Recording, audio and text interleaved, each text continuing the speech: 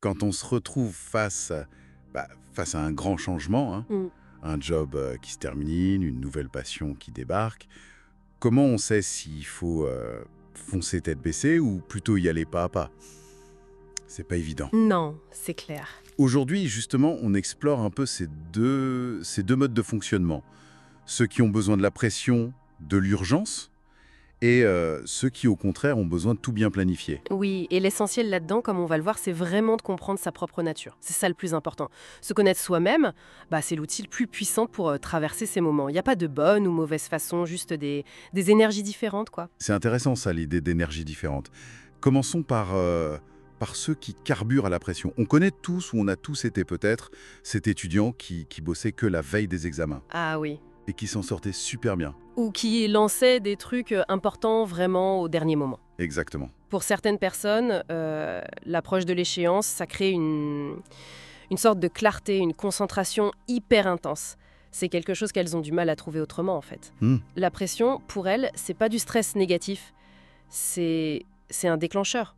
On parle parfois de cette magie de la dernière minute où tout devient fluide, les idées arrivent. Oui, il y a cette anecdote assez parlante, je crois, d'une personne qui devait remplir une salle, une grande salle, genre 200-300 personnes, pour un événement. Oui. Et pendant des mois, bon, c'était plutôt calme.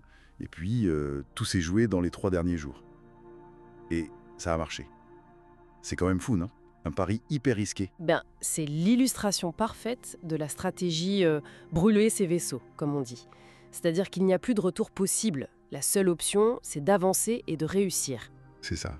Et pour certains profils, cette absence d'alternative, c'est incroyablement stimulant. Mais attention, hein, ça demande quand même une sacrée confiance en sa capacité à performer sous haute tension. Bien sûr. Le risque, c'est l'épuisement, ou même l'échec si l'énergie n'est pas là au bon moment. Et puis, à l'opposé, on a ceux pour qui ce scénario, c'est le cauchemar absolu. Le genre d'ami qui va planifier ses vacances 1 an à l'avance.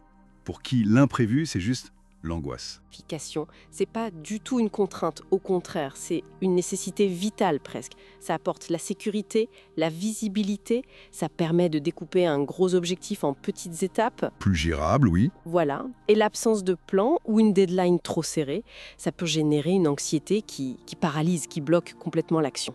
Donc, essayer de fonctionner sous pression quand c'est pas sa nature, c'est souvent contre-productif. Carrément.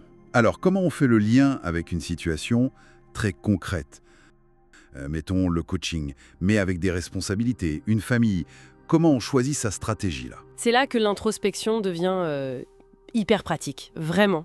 Si on se reconnaît dans le profil expression, une approche, ça pourrait être de se jeter à l'eau, à fond dans la nouvelle passion, quitte à accepter une période un peu inconfortable financièrement, peut-être même faire un emprunt et viser une percée rapide. Se donner, 6 mois pour que ça décolle vraiment. C'est le choix de l'intensité, quoi. Ok, un sprint à haut risque, en quelque sorte. Et pour le profil planificateur? Alors là, la stratégie serait bien différente. Peut-être trouver un autre job, un job alimentaire, comme on dit. Moins passionnant, certes, mais qui assure la sécurité financière et qui libère de l'espace mental. D'accord. Et ensuite, utiliser le temps libre, les soirées, les week-ends, pour construire petit à petit, méthodiquement, la nouvelle activité. La progression sera sans doute plus lente, peut-être 1 an, voire plus. Mais le niveau de stress et le risque financier seront bien moindres. C'est le choix de la construction, étape par étape. Donc, 2 chemins très différents, 2 rythmes, mais qui peuvent mener au même endroit, finalement. Précisément, il n'y a pas de bonne ou de mauvaise vitesse, hein. Le vrai enjeu, c'est l'alignement avec sa nature profonde. Il faut se poser honnêtement la question, qu'est-ce qui me coûte le moins d'énergie, personnellement? Affronter l'incertitude totale et la pression financière, ou jongler avec un boulot et un projet à côté? C'est une bonne question. La réponse, elle indique souvent le chemin le plus soutenable pour soi. Comment on réagit vraiment, au fond, quand ça devient difficile? C'est souvent dans nos réactions passées qu'on trouve la clé. Pression ou planification? Au final, c'est un peu 2 facettes d'une même recherche. Trouver sa propre façon d'avancer, celle qui nous correspond le mieux. C'est tout à fait ça. Le fameux connais-toi toi-même, là, il prend une dimension très, très opérationnelle. C'est pas juste une jolie phrase philosophique, c'est une véritable boussole pour prendre des décisions qui respectent qui on est, notre fonctionnement et qui augmentent nos chances de tenir sur la durée. Et pour conclure, Une petite question pour la route, pour ceux qui nous écoutent.